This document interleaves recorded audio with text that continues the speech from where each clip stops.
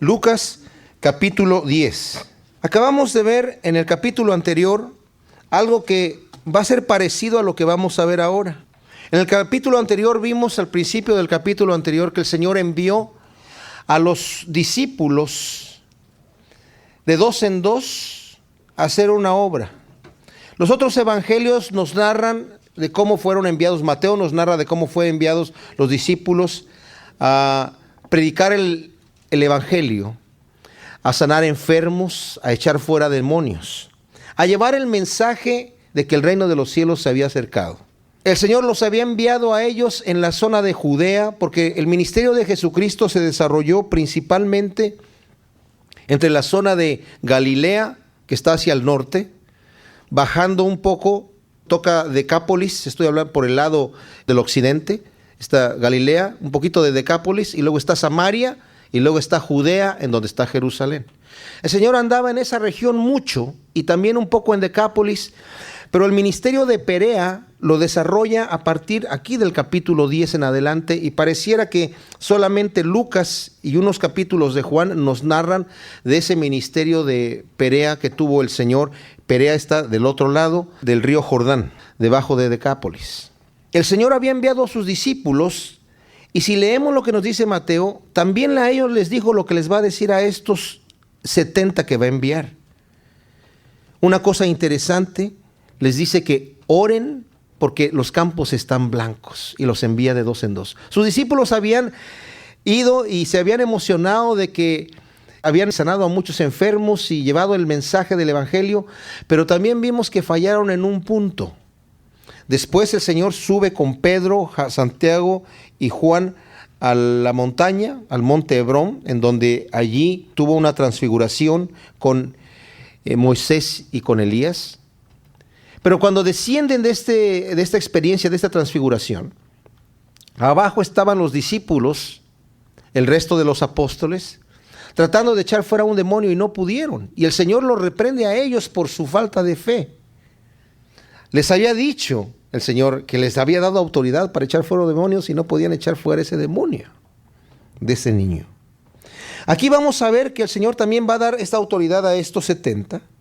Ahora hay una discrepancia en algunos manuscritos, dicen que son 72 y otros dicen que son 70, no sabemos en realidad si fueron 70 o 72. Y esto tendría, si acaso, algún tipo de simbología.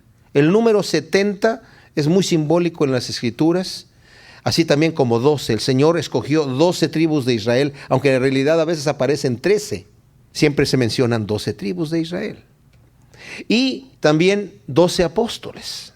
Y cuando muere Judas, cuando se suicida Judas, es reemplazado por Matías, para que continuaran siendo 12 apóstoles. El número 12 también tiene una representación especial. En el comienzo del capítulo 10 es en donde vamos a ver nosotros el ministerio de Jesucristo en Perea. Dice aquí entonces: después de estas cosas, designó el Señor también a otros 70, a quienes envió de dos en dos delante de él a toda ciudad y lugar donde él había de ir. Y les decía: la mies a la verdad es mucha, mas los obreros pocos. Por tanto, rogad al Señor de la mies que envíe obreros a su mies. El Señor le queda poco tiempo. Tal vez, si acaso, máximo unos 6 meses de aquí a que va a llegar a Jerusalén para ser sacrificado en la cruz. Él, de acuerdo a lo que nosotros vamos a leer en Juan, hace un viaje privado dentro de estos 6 meses a Jerusalén. Y seguramente lo hace mientras estos 70 están por allá predicando el evangelio. Y en este lapso estaría lo que se comprende entre el capítulo 7, no me acuerdo qué versículo por ahí, al 10:39 me parece, de Juan, en donde vemos nosotros al Señor en Jerusalén por su penúltima vez antes de que regresara nuevamente a Galilea y después se fuera ya a Jerusalén al final para ser crucificado. ¿Por qué envía a estos 70? Le queda poco tiempo. El Señor trabaja muy fuerte durante su ministerio. Realmente el ritmo de trabajo que tiene es increíble. Los discípulos estaban durmiendo todo el tiempo, no porque eran perezosos o porque eran dormilones, sino porque no soportaban el ritmo de trabajo que él tenía. Recordemos que a la mitad de su ministerio, cuando tenía una gran fama, dicen que no tenía ni tiempo para comer. Y él personalmente ni siquiera tiempo para dormir, porque muchas veces terminaba de hacer su trabajo y mientras los discípulos estaban durmiendo, él iba a orar toda la noche. El Señor nos mostró un carácter de oración tremendo de parte de él, y cuánto más nosotros necesitamos este tipo de contacto con el Padre. Cuando nosotros no nos acostumbramos a orar, ¿saben qué sucede? Realmente no conocemos a Dios. Lo conocemos teológicamente o intelectualmente, pero no tenemos un contacto con Él. ¿Y saben qué va a suceder? Que no nos vamos a enamorar de Él. Si no tenemos esa costumbre de tener un tiempo de oración en donde tengamos ese contacto con Él, no pensemos en la oración como algo aburrido. Es aburrido cuando nosotros no tenemos intimidad con Dios. Pero cuanto más tiempo empezamos a pasar en oración con Dios, más delicioso se hace ese momento. Porque llega un momento, nosotros queremos las cosas instantáneas, quisiéramos que en el momento que estamos orando el Señor inmediatamente nos hiciera sentir rico y gozo y bonito, ¿verdad? Pero no, eso pasa a través de un tiempo que estamos con Él orando, cuando el Señor realmente toca nuestro corazón y nos hace sentir su presencia tan hermosa y tan deliciosa, su paz, su gozo y todos sus frutos espirituales. Aquí entonces pues el Señor le queda poco tiempo, tiene mucho trabajo y manda a estos hombres a que le preparen camino. Están realmente haciendo estos hombres un trabajo parecido al de Juan el Bautista, preparando el camino del Señor. Y los envía de dos en dos, porque la zona que hay que cubrir es amplia. Los envía a todas partes y les dice primero, antes de enviarlos, les dice: la mies a la verdad es mucha, mas los obreros pocos, por tanto rogad al Señor de la mies que envíe obreros a su mies. Esto es importantísimo. El Señor les está informando a ellos, como también lo había hecho con los 12, con los apóstoles. La mies es mucha y los obreros son pocos. El Señor les dice en otra ocasión: ustedes dicen que falta ya 4 meses para la siega. Abran los ojos, la siega ya, los campos están listos. A veces pensamos, necesitamos hacer ciertas cosas para preparar terreno, todavía no es el tiempo de predicar el evangelio aquí. A veces podemos pensar que los lugares que están muy corruptos, en donde hay un rechazo constante del evangelio, pensamos todavía no está listo este lugar. El Señor dice: abran los ojos, los campos están blancos para la siega. Pero faltan obreros, no hay suficiente gente dispuesta a cosechar lo que ya está listo. ¿Saben? Es impresionante cuánta gente, cuando uno le habla de Dios, responde. Y responde positivamente. A veces pensamos, bueno, no le voy a decir, esa es una cosa que pone el enemigo. No, ¿y si se burla de mí? ¿Y si ya no me habla? ¿Y si me dice, mira, este religioso ya no le voy a volver a decir nada? ¿O si me insulta? ¿Y si se enoja? ¿Y si me demanda? O sea, pueden venir una serie de pensamientos que nos estorban hacer la obra del Señor. Pero cuánta gente, cuando uno está a punto de hablarle, están ya pidiendo, es el momento oportuno para cosechar. El Señor dice: los campos están blancos, y los envía. Antes de enviarlos, no les dice: los campos están blancos, corran, vayan, ustedes son obreros buenos, vamos adelante. A sus discípulos, primero les dice: los campos están blancos, oren y pidan al Señor de la mies que envíe obreros a la mies. Y después de un momento les dice: ahora vayan ustedes. Saben, el Señor quiere que nos sintonicemos con Él, que estemos en el mismo pensamiento. El Señor probó a Moisés para ver que Moisés estuviera en el mismo pensamiento cuando destruyó las tablas porque su pueblo estaba en idolatría. Y el Señor probó a Moisés y le dijo: vente para acá, Moisés, yo a estos los voy a destruir, porque Moisés estaba muy enojado. Y ahí Moisés cambió de actitud y le dijo: si los vas a destruir a ellos, destrúyeme a mí también, borra mi nombre de tu libro. Y ahí Moisés cambió de corazón. El Señor nos está diciendo: ora. La oración no va a cambiar a Dios. Yo a Dios no lo voy a hacer cambiar de parecer, pero la oración me va a cambiar a mí.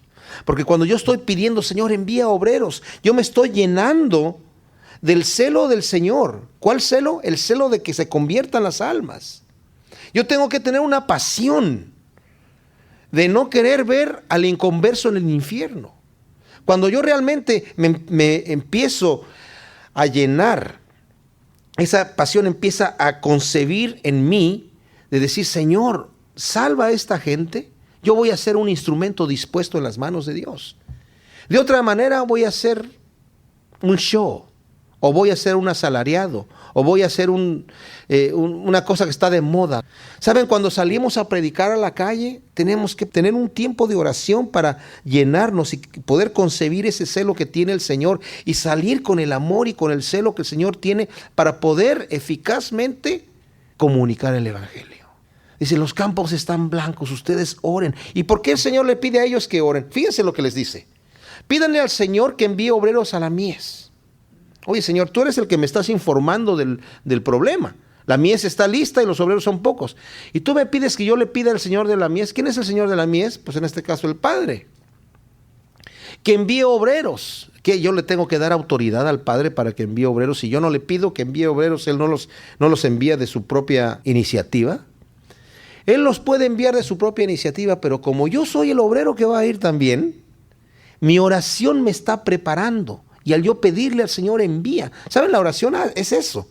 Cuando yo intercedo por una persona, le digo, Señor, ayuda a fulano, bendice a perengano. ¿Ustedes creen que Dios no lo quiere ayudar y no lo quiere bendecir? Por supuesto. Pero a mí me tiene ahí como intercesor porque quiere el Señor nuevamente llenarme de ese celo, de ese deseo, de ese amor que Él tiene por la situación que es la necesidad por la cual estoy orando. Y en este caso es vital que los que van a ser enviados oren primero y pidan, Señor, envía obreros. Y luego, acto seguido, les dice, versículo 3, id, ahora sí vayan. He aquí yo os envío como corderos en medio de lobos. No llevéis bolsa, ni alforja, ni calzado, y a nadie saludéis por el camino. Ahora, aquí el Señor está haciendo algo especial. Dice, yo los estoy enviando como ovejas en medio de lobos. No es un llamado fácil. Van a ser atacados. Al grado de que, imagínense, ¿qué le pasa a una oveja cuando entra en un grupo de lobos? La matan. O sea, a ustedes los van a aborrecer por el mensaje que tienen. El mensaje es un buen mensaje. El mensaje es un mensaje de paz, es un mensaje de esperanza, es un mensaje de amor. El mensaje que tenemos nosotros, que Dios nos ha dado, es un buen mensaje. ¿Por qué la gente no lo quiere? ¿Por qué la gente aborrece a Cristo? Cristo es el autor de la vida. Vino a perdonar pecados, vino a salvar a la gente que se estaba perdiendo. No vino a hacer ningún daño, vino a hacer puro beneficio. A nadie lo perjudicó. Dijo, yo no vine a condenar al mundo. Entonces, ¿por qué lo mataron? Lo mataron porque en el hombre hay maldad. Y aquella persona que no quiere venir a la luz y no quiere ser expuesto, no quiere entregar su pecado a Dios, no quiere ser cambiado, se encuentra con la realidad de que Dios está allí y como no quiere enfrentarse a este Dios, porque no quiere dejar de hacer su pecado, aunque su pecado no le trae satisfacción, entonces en ese momento se rebela contra Dios. Cuando yo me pongo a pensar en Satanás y los demonios, qué terrible, qué tonto, qué decisión tan tonta. Rebelarse contra Dios. Si él era un querubín protector, dice, acabado de hermosura era él en el reino de los cielos. ¿Por qué se rebeló contra Dios? Porque quiso conservar en él maldad. Y no quiso entregar su maldad, no quiso dejar que llenarse nuevamente, ¿verdad? Embarazarse, preñarse de este celo, de este amor de Dios que nos llena y nos satisface. Entonces, aquí, con este mensaje bueno que ustedes llevan, igual van a entrar como corderos en medio de lobos. Y luego les dice, no lleven bolsa, la bolsa es donde llevan el dinero, no lleven dinero, les está diciendo, ni alforja. La alforja era un morral en donde traían la comida. No necesitan llevar ni comida, ni dinero, ni calzado. Y a nadie saludéis por el camino.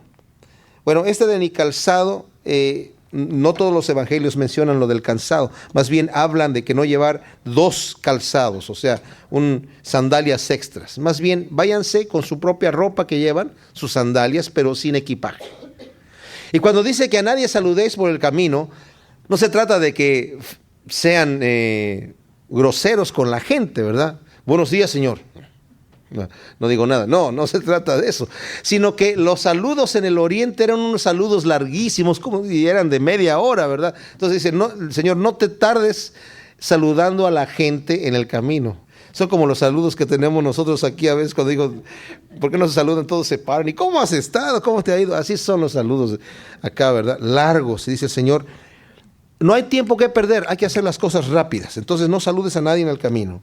En cualquier casa donde entréis, primeramente decid, paz sea a esta casa. Ahora este era un saludo común, llegar y decir, paz sea a esta casa. Pero el Señor dice, en este caso, este saludo va a tener un efecto verdadero. Va realmente a tener un efecto verdadero. ¿Por qué? Dice, si hubiere allí algún hijo de paz, vuestra paz reposará sobre él, y si no, se volverá a vosotros. Hijo de paz quiere decir aquí una persona que va a recibir el mensaje, que no va a rechazar el mensaje, que no va a correr a la gente de la casa. Porque, nuevamente, cuando uno llega con este mensaje, aunque sea un mensaje de paz, el evangelio es el evangelio de paz. Y aunque uno llegue con la buena nueva de paz, no toda la gente quiere esa paz y quiere escuchar esa verdad. Entonces se rebelan contra esto. Y posad en aquella misma casa, en la casa donde uno dice, pase a esta casa. Posad en aquella misma casa, comiendo y bebiendo lo que os den, porque el obrero es digno de su salario. No os paséis de casa en casa. Nuevamente, esto es no para andar buscando en dónde me van a dar mejor comida, ¿verdad? No, y aquí cuando dice lo que te pongan enfrente, cómelo con confianza, porque el obrero es digno de su salario. No tanto se refiere como algunos lo han querido hacer, de que si hay una cosa que no te gusta, pues lo tienes que comer porque ya te lo pusieron enfrente. Bueno, la costumbre en aquel entonces era que la gente se comía lo que le ponían enfrente, pero más bien se refiere, con el contexto de lo que está diciendo, ten confianza de participar del alimento. No digas, ay no, muchas gracias, es que me da pena, como le ofrezco algo, ay no, muchas gracias. No, tómalo con confianza, porque el obrero es digno de su salario. Ellos los está enviando el Señor sin nada, no para aprovecharse de la gente a donde van a llegar, sino para que la gente valore el ministerio de estas personas que están yendo. ¿Sí me entienden? O sea, ellos van a llegar a la casa a decir, pase a esta casa. Y en realidad la persona que reciba a estos que son enviados del Señor, para ellos es un honor y una bendición poder recibir. El Señor dice, el que le dé un vaso de agua a un profeta, por cuanto es profeta, recompensa de profeta recibirá. Esto quiere decir, la persona que atiende, ¿verdad?, a los que están sirviendo en el ministerio, el Señor tiene un cuidado especial sobre esto. Y por eso dice aquí, en cualquier ciudad donde entréis y os reciban, comed lo que se os ponga delante. También aquí, como están llegando a un lugar en donde hay una mezcla de gentiles con judíos, pudiera ser que le pusieran algo enfrente que no es necesariamente kosher, ¿verdad? Que es permitido por la ley, o que se sientan mal que están comiendo algo impuro, que no, ¿verdad? Y el Señor dice, coman lo que se os ponga delante. El apóstol Pablo más adelante también nos lo dice, que el Señor ha hecho puros todos los alimentos. Antes había un reglamento de alimentos para el pueblo judío, pero ya para nosotros ese reglamento ya no se practica. Ahora, hay que usar de sabiduría. Hay cosas que no nos conviene comer porque tienen sustancias que para nuestro cuerpo es dañino. Para todo tipo de comida, aún para la que es permitida dentro de la ley mosaica, necesitamos utilizar de sabiduría, ¿verdad? Entonces, aquí más bien se refiere, con confianza participen de la comida que se les ponga delante. Y sanad a los enfermos que en ella haya, y decirles, se ha acercado a vosotros el reino de Dios. Este es un gran mensaje. Saben, en realidad nosotros estamos acostumbrados a escuchar un mensaje en donde para poder alcanzar al reino de Dios tenemos que ganar puntos, hacer buenas obras, pero no, el reino de Dios se ha acercado a mí por la misericordia de Dios, porque Dios ha querido acercarse a mí. Yo no puedo llegar allá. Para subir al cielo no se necesita una escalera grande y otra chiquita, porque el Señor ha bajado, ¿verdad? El reino de los cielos lo ha acercado a mí. No necesito las escaleras. Mas en cualquier lugar en donde entréis y no os reciban, saliendo por sus calles, decid, aún el polvo de vuestra ciudad que se ha pegado a nuestros pies, lo sacudimos contra vosotros. Pero esto sabed, que el reino de Dios se ha acercado a vosotros. Y os digo que en aquel día será más tolerable el castigo para Sodoma que para aquella ciudad. Y saben, el apóstol Pablo cuando salió en su primer viaje misionero con Bernabé y llegaron de la Antioquía donde él estaba, a Antioquía de Pisidia. Pasaron por varios lugares y llegaron a Antioquía de Pisidia y empezaron a predicar el evangelio. Los recibieron en la sinagoga y la gente, cuando escuchó a Pablo, recibieron el mensaje muy bien y quisieron regresar al otro sábado a reunirse y a traer más gente. Y los gentiles les dijeron, por favor, háblanos de estas palabras que nos estás diciendo y venimos aquí la próxima vez. Y llegaron y los judíos tuvieron celos de tanta gente que vino, tuvieron celos de ellos. Y aunque los judíos empezaron, mientras Pablo estaba predicando, a rebatir a Pablo y a blasfemar incluso, tanto que Pablo dijo, si ustedes no se consideran dignos de esta gracia, de este mensaje de salvación, nos volvemos nosotros ahora a los gentiles. Aunque era necesario predicarles a los judíos primero, nosotros nos vamos ahora a los gentiles. Y los gentiles se gozaron mucho y muchos aceptaron al Señor allí, en Antioquía de Pisidia. Pero los judíos empezaron a hacer alboroto entre personas pudientes y echaron a Pablo y a Bernabé fuera de Antioquía de Pisidia. Y ellos sacudieron el polvo de sus pies cuando salieron de allí en testimonio contra esta ciudad. Pero igualmente no crean ustedes que, aunque dice el Señor, será más tolerable el castigo para Sodoma que para aquella ciudad, no es que todos se van a condenar, porque hubo una gran cantidad de creyentes cuando estuvo Pablo ahí. Más bien aquí se refiere cuando se sacude el polvo contra aquella ciudad sobre aquellos que no recibieron, aquellos que rechazaron. Ay de ti, Corazín, ay de ti, Betsaida, que si en Tiro y en Sidón se hubieran hecho los milagros que se han hecho en vosotras, tiempo ha que sentadas en cilicio y cenizas se habrían arrepentido. Por tanto, en el día del juicio será más tolerable el castigo para Tiro y Sidón que para vosotras. Y tú, Capernaum, que hasta los cielos eres levantada, hasta el Hades serás abatida. El que a vosotros oye, a mí me oye, y el que a vosotros desecha, a mí me desecha. El que me desecha a mí, desecha al que me envió. En el Evangelio de Mateo, cuando se refiere a Capernaum, dice, si en Sodoma y Gomorra, añade ahí, si hubieran hecho los milagros que se han hecho en ti, tiempo ha que se hubieran arrepentido. Por eso ellos se levantarán en contra de ustedes. Ahora, alguien preguntará, ¿y por qué el Señor no hizo entonces esos milagros en Sodoma y en Gomorra, verdad? Y en Tiro y en Sidón. Porque el Señor, ¿saben? En el momento tiene preparada una gracia especial para el momento, para la persona. No podemos entender el pensamiento de Dios. Lo único que sí sabemos es que Dios es justo y a nosotros nos está dando la oportunidad, ¿verdad? A nosotros el Señor nos está dando la oportunidad y la gracia. Yo me pongo a pensar, ¿cuál será, por ejemplo, aquí en Los Ángeles, en San Diego, en Nueva York, en diferentes lugares en donde se ha predicado el Evangelio hasta el cansancio? Y la gente, la mayoría de la gente, rechaza el mensaje del Señor hasta el día de hoy. ¿Cuál será el castigo? Debe ser algo verdaderamente tremendo. Lucas 10, 17. El Señor ya ha enviado a estos 70 que Él escogió anteriormente para enviarlos por toda Perea. Y dice aquí que volvieron los 70 con gozo, diciendo, Señor, aún los demonios se nos sujetan en tu nombre. Y les dijo, yo veía a Satanás caer del cielo como un rayo. He aquí, os doy potestad de hollar serpientes y escorpiones y sobre toda fuerza del enemigo, y nada os dañará. Pero no os regocijéis de que los espíritus se os sujeten, sino regocijaos de que vuestros nombres están escritos en los cielos.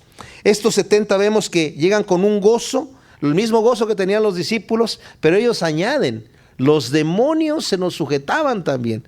Así que pareciera que estos 70 eran capaces de hacer lo que los apóstoles no pudieron hacer por su falta de fe. Y llegaron con este gozo y el Señor dice, está bien, hay que gozarse en esas cosas, pero no se gocen tanto de lo que acaban de ver, sino de que sus nombres están escritos en el reino de los cielos. Eso es lo que es importante, ¿verdad? En aquella misma hora Jesús se regocijó en el Espíritu y dijo, yo te alabo, oh Padre, Señor del cielo y de la tierra, porque escondiste estas cosas de los sabios y entendidos y las revelaste a los niños. Sí, Padre, porque así te agradó. Todas las cosas me fueron entregadas por mi Padre, y nadie conoce quién es el Hijo sino el Padre, ni quién es el Padre sino el Hijo, y aquel al quien el Hijo lo quiere revelar. Y volviéndose a los discípulos, les dijo aparte: bienaventurados los ojos que ven lo que vosotros veis, porque os digo que muchos profetas y reyes desearon ver lo que vosotros veis y no lo vieron, y oír lo que oís y no lo oyeron. Primeramente se regocija el Señor de que las cosas que Él está hablando las están entendiendo los simples. Es un error pensar que la Biblia es para que la estudien solamente los teólogos. En un tiempo se nos había dicho eso. Deja que los teólogos, que los seminaristas, que los que están en los conventos metidos estudiando estas cosas, sean los que estudien la Biblia. A ti se te tiene que dar ya digerida. No es cierto. Nosotros los cristianos, es muy bonito cuando nos reunimos como estamos ahora estudiando la Biblia. Pero yo sería un mal pastor si solamente a ustedes les enseño la palabra de Dios y no los animo, ni soy capaz de exhortarlos para que ustedes mismos entiendan y estudien su propia Biblia. Estaba escuchando un mensaje hace un momento en donde estaba diciendo un señor: el pastor no va a darle de comer a la oveja toda la vida en la boca, con una botellita, ¿verdad?, de leche y ponerle la pastura en el hocico. Cuando es pequeño, sí. Cuando está aprendiendo a comer y está aprendiendo a tomar de la leche, está bien. El pastor tiene que tratarla como una oveja que es bebé. Pero ya cuando la oveja es grande, lo único que tiene que hacer el pastor es arrimarle la comida. Y la oveja come por su propia cuenta. O sea que nosotros tenemos que buscar, tenemos que leer en la Escritura y dejar que la Escritura nos hable. No es para eruditos. Los eruditos se confunden. Es más, dice aquí: Señor, te doy gracias porque esta sabiduría la escondiste de los que dicen que son sabios y se la entregaste a los sencillos. Yo conocí al Señor por la pura lectura de la Biblia, y cuando la leí no dije: ¿qué es esto? No entiendo nada. Al contrario. Después empecé a leer algunos libros de teología, y lo que leía en los libros de teología me parecía raro. ¿Y saben qué? Lo que me parecía raro era raro. Porque las cosas se entienden sencillamente.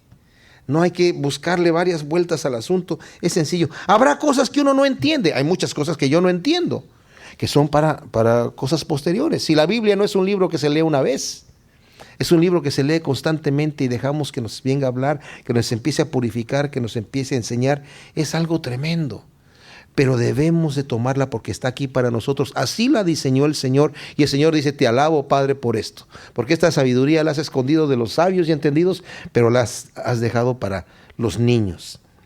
Y luego dice: todas las cosas me han sido dadas por mi Padre, y nadie conoce quién es el Hijo sino el Padre, y nadie conoce quién es el Padre sino el Hijo, y aquel a quien el Hijo lo quiere revelar. O sea que yo necesito una revelación de parte de Dios para conocer las cosas de Dios. Nuevamente vemos la importancia de la oración. Cuando yo me siento a leer la Biblia, debo de tomar un minuto o 2 o 5 minutos por lo menos para decir: Señor, dame sabiduría para entender tu palabra que voy a leer.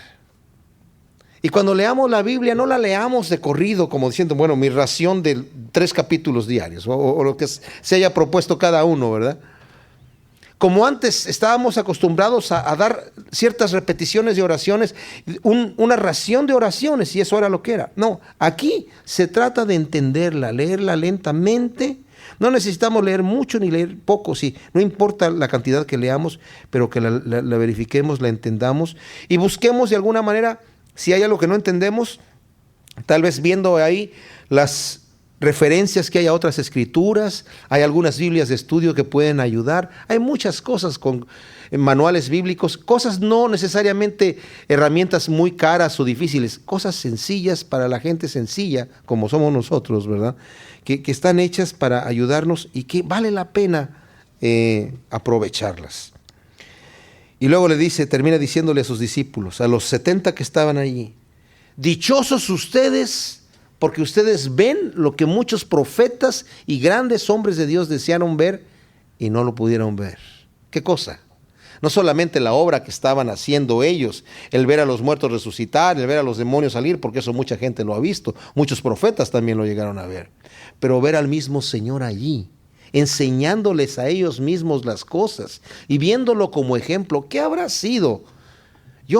Estoy seguro que nosotros nos impresionaríamos sobremanera si pudiésemos estar un día en la vida de Jesucristo, viéndolo sanar a los enfermos, viendo cómo se dirige a la gente, viendo su carácter, nos moriríamos, nos enamoraríamos de él, más de lo que ya estamos enamorados. Viéndolo muy normal, muy genuino completamente. Yo no me lo imagino hablando así, con una mano, con una posición solemne.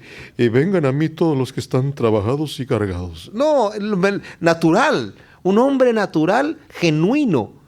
Por eso atraía a las multitudes, porque era genuino. Y cuando oraba al Padre tampoco, ¡oh, Padre! No, tampoco me lo imagino orando así, ¿verdad? Su oración era privada normalmente, y cuando los discípulos después le piden, Señor, muéstranos a orar, Él les da un símbolo de oración, un esquema de oración sencillo, pero solemne, con respeto, pero sin esos matices que nosotros conocemos como clichés de espiritualidad que falsa en realidad. Versículo 25 dice, y he aquí un intérprete de la ley se levantó y dijo para probarle, Maestro, ¿haciendo qué cosa heredaré la vida eterna? Fíjense la pregunta. Primero, hay un intérprete de la ley. Estos señores eran los teólogos de la época, los que leían la ley y según para la gente que no la podía entender, la interpretaban. Nuevamente, la ley no necesitaba intérpretes, pero ellos se sentían con la autoridad de interpretar la letra a la gente y sacaban unas interpretaciones literalmente tomadas de los cabellos, ¿verdad? O sea, que no tenía nada que ver con lo que decía ahí. Escribieron volúmenes de cosas absurdas de la interpretación de la ley que no concordaban. No en todo fallaban, pero tenían una posición de arrogancia. Este hombre, seguramente con un celo, yo realmente no lo veo genuino aquí, lo veo con un celo de que aquí tenemos a un joven profeta que está hablando, ¿verdad? Y tal vez el intérprete no está seguro si es profeta o no, es un Galileo que está hablándole a la gente y tiene un carisma especial, tiene una forma de tomarlos, tiene ciertos poderes que hemos visto y lo voy a probar para que la gente vea a ver si tiene sabiduría o no. Él es el abogado de la ley de Dios, es el intérprete de la ley. Y con su autoridad y con su prepotencia viene y Maestro, ¿haciendo qué cosa heredaré la vida eterna? Él le dijo, ¿qué está escrito en la ley? ¿Cómo lees? El Señor no le contesta directamente, sino que le hace otra pregunta. Y la pregunta, esto era común entre los rabinos. Cuando le dice maestro, le está diciendo rabino. O sea, le está dando la posición de rabino, que lo está considerando como un maestro. Y también para poder hacerle la pregunta. Y el Señor le contesta como un rabino, con una pregunta también. Y le dice, ¿qué está en la ley? Ahora este hombre no va a decir, en la ley no la conozco. No, si es intérprete de la ley, tiene que saber la ley al revés, al derecho, por arriba y por abajo. Así que él contesta en el versículo 27, aquel respondiendo dijo, amarás al Señor tu Dios con todo tu corazón y con toda tu alma y con toda tu mente y a tu prójimo como a ti mismo. Aquí este hombre cita dos sectores, no de los 10 mandamientos, sino de un mandamiento que siempre se recitaba en las sinagogas. Amarás a tu Dios con toda tu alma, con toda tu mente y con todas tus fuerzas. Y también mencionaban, y amarás a tu prójimo como a ti mismo. Ahora, los rabinos de aquel entonces, los maestros e intérpretes de la ley, habían dicho que el prójimo eran solamente los otros judíos, los amigos cercanos, los que te caían bien de los judíos. Y este hombre responde eso. Y el Señor le dice, bien has respondido, haz esto y vivirás. Pero él, queriendo justificarse a sí mismo, dijo Jesús, ¿y quién es mi prójimo? Ahora, el Señor aquí lo va a meter en una prueba que es bien especial. En otra ocasión, un joven le pregunta al Señor la misma pregunta, ¿haciendo qué cosa voy a heredar la vida eterna? Y el Señor le responde y le dice, bueno, pues cumple los mandamientos. ¿Cuáles mandamientos? Y el Señor sí le recita 6 de los mandamientos, de los 10 mandamientos, los últimos 6, que eran relacionados con el hombre y el hombre. Y este hombre dice, pues todo eso he guardado desde mi juventud, honrarás a tu padre y a tu madre, no matarás, etcétera, ¿verdad? Y dice el Señor, qué bien, muy bien, entonces te falta una sola cosita. vende todo lo que tienes, porque era un hombre muy rico, y repártelo a los pobres, tú ven y sígueme. El Señor había terminado la lista de los mandamientos con amarás a tu prójimo como a ti mismo, y este hombre había dicho, yo he guardado eso desde mi juventud. Ah, sí, pues entonces vende todo lo que tiene y dalo a los pobres, y ven y sígueme. Y el hombre se fue muy triste porque tenía muchas posesiones. Y dice la Biblia que el Señor lo amó, pero este joven no se dejó amar por el Señor, porque quiso más sus posesiones que seguir al Señor. Ese mandamiento era exclusivo para él. ¿Y por qué? Porque él había dicho, yo he cumplido eso desde mi juventud. Que amar a tu prójimo como a ti mismo, pues he aquí, los pobres son también tu prójimo, pero él no los veía como eso. Y este hombre aquí también está diciendo, ¿quién es mi prójimo? Ahora, debemos entender una cosa, estos dos mandamientos que también el Señor en otra ocasión le llegan a preguntar, ¿cuál es el mandamiento más importante? Y él responde, amarás a tu Dios con toda tu alma, con toda tu mente y con todas tus fuerzas, y amarás a tu prójimo como a ti mismo. Responde esto que este Señor había dicho aquí. Eso es lo más importante de la ley. En esto, dice el Señor, se consuma y se contiene toda la ley y los profetas. O sea, todo lo que Dios, lo que la ley exige de mí, es amar a Dios con todas mis fuerzas, con toda mi mente, con toda mi alma, y amar a mi prójimo como a mí mismo, en el amor genuino. Nosotros nos podemos confundir y pensar que estamos amando a Dios, pero dice Juan en su primera carta, capítulo 4, versículo 20, el que dice que ama a Dios y aborrece a su hermano es un mentiroso, porque dice Juan en su primera carta, capítulo 4, versículo 20, si alguno dice yo amo a Dios y aborrece a su hermano es mentiroso, pues el que no ama a su hermano, quien ha visto, ¿cómo puede amar a Dios a quien no ha visto? Qué tremenda cosa. Este es un principio rotundo, especial, que necesitamos tener nosotros en nuestra mente. Las cosas que yo horizontalmente hago reflejan mi relación con Dios. Yo no puedo estar aborreciendo a la gente y tener un odio con la gente y decir que las cosas están bien con Dios. Me convierto en un verdadero mentiroso. Entonces aquí, el medidor de cómo está mi relación con Dios es mi relación con mi prójimo. Qué especial, ¿verdad? Si queremos saber cómo estamos con Dios, ¿cómo tratamos a los demás? ¿Tenemos rencor contra alguien? Por eso dice, perdónanos como nosotros perdonamos. Porque el que no perdonare, tampoco nuestro Padre le perdonará. Nosotros tenemos que, el Señor va a ser misericordioso con el que es misericordioso. Bienaventurados los misericordiosos porque alcanzarán misericordia. Bienaventurados los pacificadores, esos son los que llevan el carácter de Dios. Y esa persona que tiene paz con Dios, tiene paz con la gente. Esa persona que ha tenido misericordia de Dios y que quiere seguir teniendo misericordia de Dios, va a ser misericordioso. Aquella persona que ama a Dios sobre todas las cosas, va a amar a su prójimo como a sí mismo. Es solamente el producto de esta relación con el Señor. Pero él responde, que se quiere justificar y dice, ¿y quién es mi prójimo? Respondiendo Jesús le dijo, un hombre descendía de Jerusalén a Jericó y cayó en manos de ladrones, los cuales le despojaron e hiriéndole se fueron dejándole medio muerto. Aconteció que descendió un sacerdote por aquel camino y viéndole pasó de largo. Asimismo un levita, llegando cerca de aquel lugar y viéndole pasó de largo. Pero un samaritano que iba de camino vino cerca de él y viéndole fue movido a misericordia y acercándose vendó sus heridas y echándoles aceite y vino y poniéndole en su cabalgadura lo llevó al mesón y cuidó de él. Otro día al partir sacó 2 denarios y los dio al mesonero y le dijo, cuídame y todo lo que gastes de más yo te lo pagaré cuando regrese. ¿Quién pues de estos 3 parece que fue el prójimo del que cayó en manos de los ladrones? Ahora, va un hombre caminando en un camino que era conocido de que había muchos asaltantes. El Señor no está inventando una historia que no acontecía. Era común que en ese camino, rumbo a Samaria, hubiese muchos asaltantes en ese camino. Y este hombre a lo mejor está pasando por un lugar muy inseguro. No sabemos a qué se refiere aquí. Pero es asaltado y pasa por allí un sacerdote. El tipo que está tirado allí medio muerto que asaltaron es judío.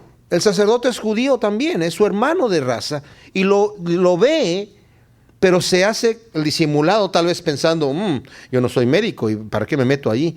Tengo que llegar rápido a mi casa antes de que anochezca, y mañana tengo que predicar y a lo mejor tengo que estar bien despierto. Y muchas cosas pudo haber pensado. Sí, o muchos pretextos falsos, ¿verdad? Y si me quedo aquí, a lo mejor a mí también me roban. Pero se va de largo. El levita todavía se acerca a mirarlo, a ver cómo quedó, y se va también de largo, pero no le ayuda para nada. Estos dos, tanto el sacerdote como el levita, servían dentro del templo.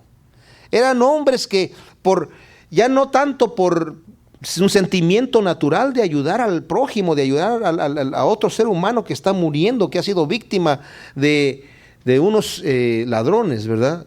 Ayudarlo, sino que se va de largo. Pero llega un samaritano, que se aborrecían entre los judíos y los samaritanos, porque los samaritanos eran una raza mezclada de judíos y otras gentes. Y estaban en conflicto porque desde que Samaria fue fundada, empezaron una adoración rara, en donde ellos adoraban en el monte Gerizim, mientras que los judíos adoraban en Jerusalén.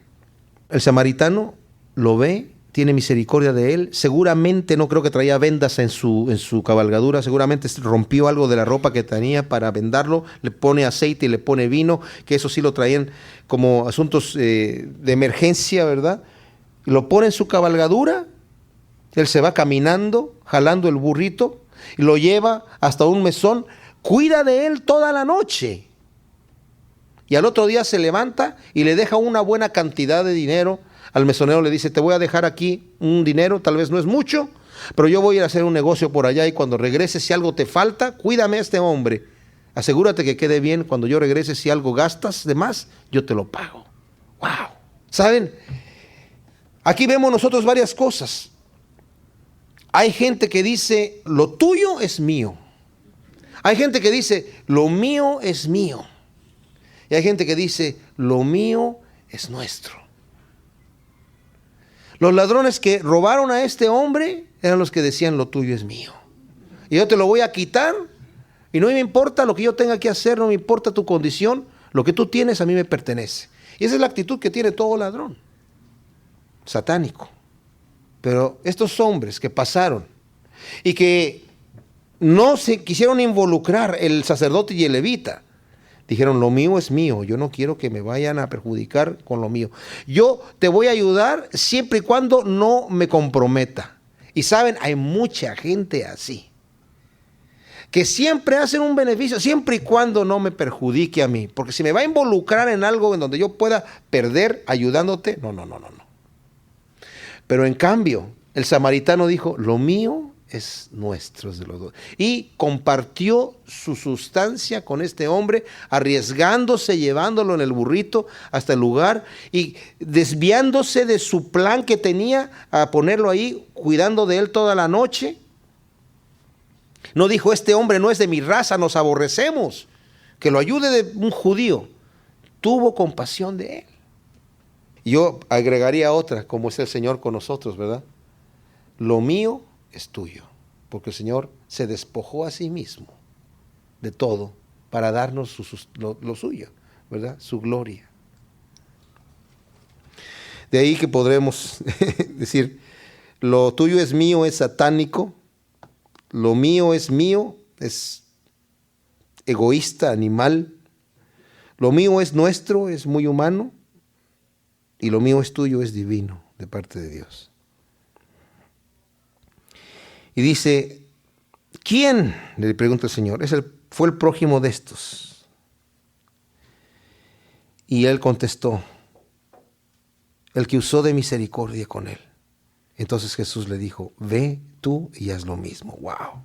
Qué tremendo, ¿verdad? Ese es el prójimo, el que utilizó de misericordia en un momento en donde donde se tuvo que arriesgar con alguien con que normalmente no hubiera tratado, porque era su enemigo de raza, no se llevaban bien, pero este era un momento de necesidad. Y ama a tu prójimo, a cualquier ser humano que está allí, como a ti mismo. Por eso el Señor nos da este mandamiento que a nosotros nos puede dejar así como, qué tremenda cosa. Ama a tu enemigo, bendícelo. Wow, ese es un mandamiento nuevo para nosotros. Aconteció que yendo de camino entró en una aldea y una mujer llamada Marta le recibió en su casa.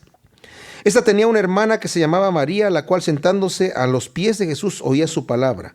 Pero Marta se preocupaba con muchos quehaceres y acercándose dijo: Señor, ¿no te da cuidado de mi hermana que me deje servir sola? Dile pues que me ayude. Respondiendo Jesús le dijo: Marta, Marta, afanada y turbada estás con muchas cosas, pero solo una cosa es necesaria y María ha escogido la buena parte, la cual no le será quitada. Fíjense qué especial. Marta y María eran hermanas de Lázaro. Más adelante vamos a ver unos incidentes en la vida de Lázaro y de Marta y de María. Esta María también es la que después unge al Señor en Betania con un aceite especial, también con este bálsamo especial, y lava también los pies del Señor con sus cabellos. Grandes amigos del Señor. No sabemos si aquí es la primera vez que se conocen o ya se conocían, pero de alguna manera ellas, obviamente aquí, Marta y María conocen quién es Jesucristo porque lo reciben inmediatamente en su casa como huésped. Y como es el huésped de honor, ¿verdad? Es el Señor Jesús, ¿verdad? El profeta, el Mesías. Ellos tenían una fe y una entrega al Señor especial. Y el Señor tenía un aprecio por esta familia muy especial.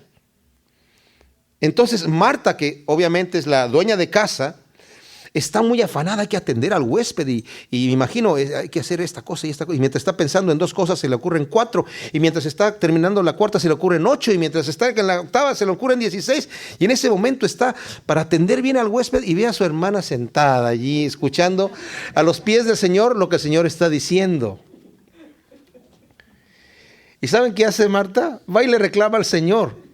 Le dice: Señor, ¿qué no te da cosa que mi hermana me deje ahí trabajar sola? Dile, Señor, que se pare y que me ayude, que no se afloja. Y el Señor le dice: Marta, Marta, estás muy afanada en cosas triviales. Tu hermana está aquí sentada escuchando algo que es importante. Algo que es importante. Porque es importante lo que tú estás haciendo, pero la parte importante es lo que yo les he venido a decir aquí. Y ella ya ha tomado esa parte y no le será quitada. Y saben una cosa, era importante lo que está haciendo Marta, pero más importante era escuchar la voz del Señor. Y esto a nosotros, la aplicación para nuestra vida, deberá ser, tenemos que tener cuidado de trabajar mucho. O sea, es bueno hacer muchas cosas para el Señor, pero no podemos descuidar que ese trabajo impida o nos quite nuestro tiempo de devoción con el Señor. Es importante ese tiempo de devoción.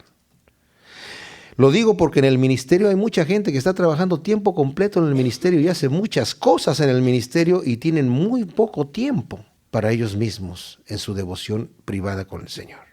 Y una vez escuché una frase de alguien que me impactó mucho, que dijo: yo tengo tanto que hacer que necesito pasar más tiempo con el Señor para que me rinde el tiempo. Entonces debemos aprender de María y de sobre todo cómo el Señor reconoce que el estar sentado a los pies del Señor, escuchando su voz, llenándose de su palabra, llenándose de lo que Él tiene que para decirnos a nosotros, es importante.